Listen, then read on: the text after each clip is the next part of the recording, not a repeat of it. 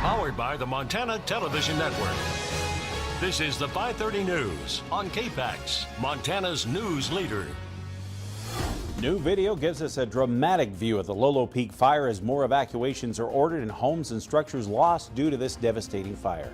Good evening, I'm Dennis Bragg. Jill Valley will be joining us live from the fire scene in a few minutes.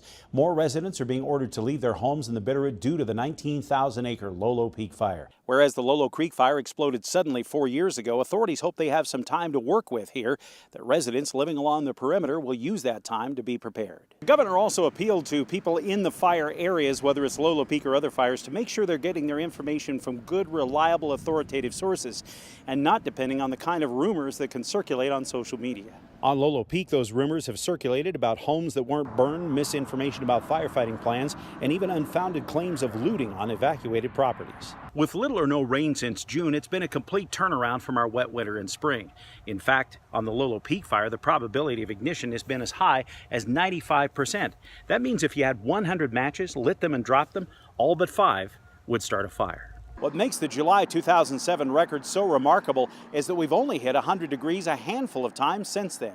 A summer of smoke and fire smothered the lucrative tourism season in Seeley Lake, but the fires weren't the only problem. The news media did not exactly understand that Seeley Lake closure was the lake closure, and so people thought the whole town was closed. Now that the clouds and rain have replaced the fire smoke, this resilient community is getting back to the business at hand, taking care of each other and planning for future promotion of Seeley Lake. While that broader debate continues over forest lands management, the experts say there is something you can do right now to get around red tape, and that is making your property fire safe.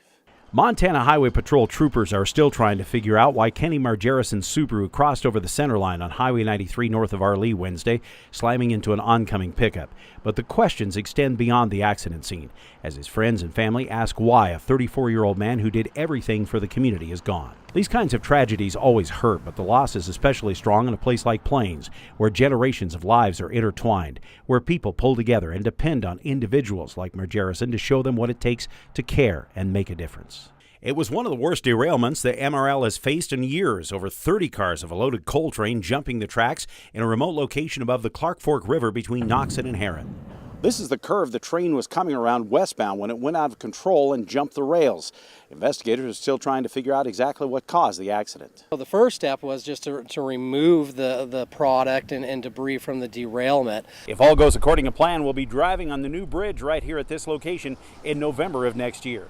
At Hungry Horse, Dennis Bragg, MTN News.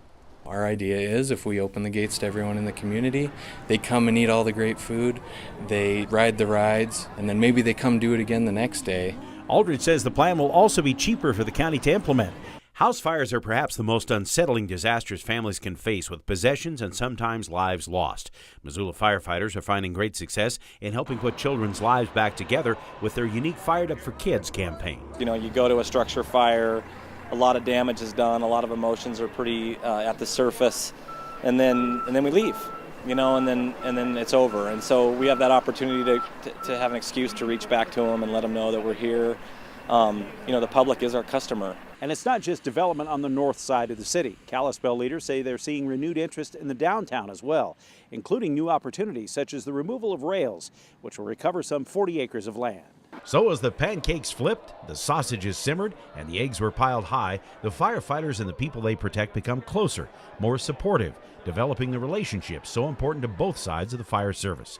It doesn't hurt that they're really good cooks, too. Now, firehouse cooking is always famous. How's the cuisine in there? These guys been practicing, or how do they do? Yeah, they've been going strong since about 7 this morning and cooking up pancakes and eggs and everything, and just a great opportunity, great event. And they did do a great job. Unlike Saturday morning breakfast at my house, I didn't hear the smoke alarm go off once.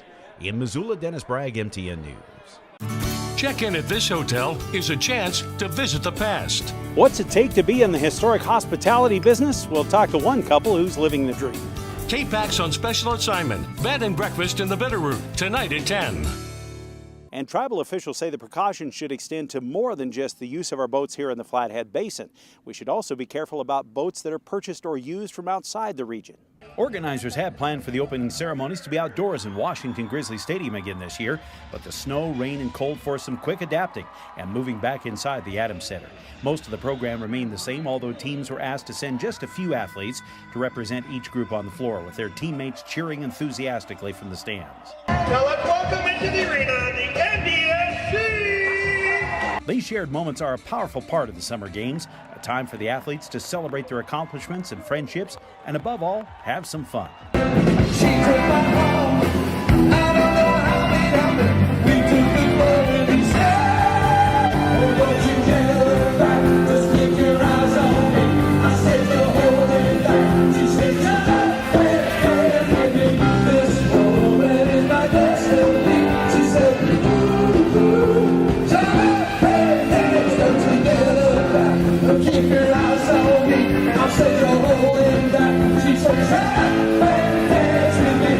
It was another night of joy we'll never forget.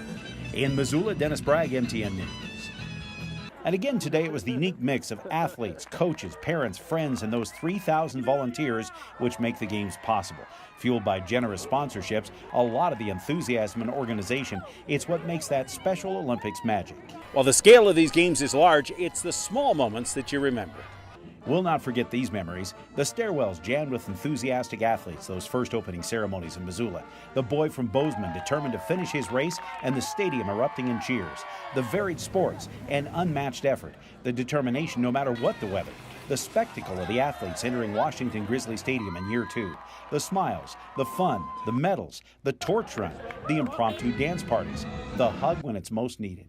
They show respect to all, including the ones with disability.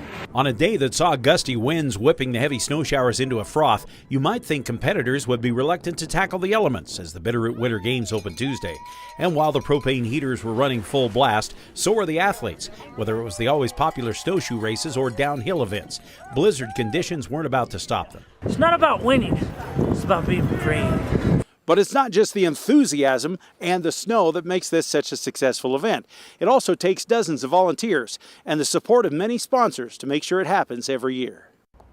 Welcome back. Well, we have some kind of fun news. Earlier today, this guy was honored with a really special award. Special Olympics of Montana awarded Dennis the 2016 Outstanding Media Personality for outstanding coverage of Special Olympics. Over the years, he's reported on these inspirational athletes competing at the state games all across western Montana. Through his storytelling and beautiful photography, he does truly capture the athlete spirit. And of course, MTN News is a proud sponsor of the Montana Special Olympics. The state summer games will be held in Missoula starting on May 17th. And check this out, you guys. This is cool, Dennis. Congrats. It's nice. I tell you, it was a nice piece. What a great surprise. And you know, all of us here at KPAX, we just love the Special Olympics. We love these stories. We love being involved in the games and encouraging you to do it and telling those stories. So this is really for all of us. But yeah, really, really nice. I really Congratulations. Appreciate it. Thank you. Sorry, I got my fingerprints all over it. Oh, that's okay. Let's clean that off later. We'll polish it up a little. We'll get Jill to do that when she comes back. I know. She's on spring break. So, yeah. What is it? And it did feel like spring out there today. It really did, didn't it? It was crazy. We switched seasons yesterday officially, and just like that, thunderstorms. Yeah. Here it comes. There we go. The 23rd annual Gorilla Turkey Drive is in the books, and there was a tremendous outpouring of donations down the stretch. This morning, there were 350 turkeys at the Cherry Creek Media Studios, but by tonight, that total had climbed to more than 800 turkeys with more than $6,000 in cash donated, which brings us to this moment in television. I had said if we got 500 turkeys, I would take one with the gravy shots, was become a big thing over at the radio station. So here we go. Oh my, Just because all of you have done your part out there. You know, Missoula Electric Co-op brought in a trailer full of turkeys today. I didn't know they were going to do that. That's really cool. Okay, here we go. That's not cool. Bottoms up. That's Dennis. a lot. Bottoms up. Here we go. To all you turkey donations out there. It's turkey gravy. Oh, no sound effects.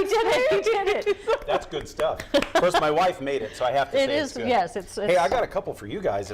Oh, thank you. I'm so full from dinner. I couldn't possibly eat enough. Hang on. Hey, I need a chaser. Oh my God. No, I'll do that. Put the weather photo on. I'm leaving right now because I'm not.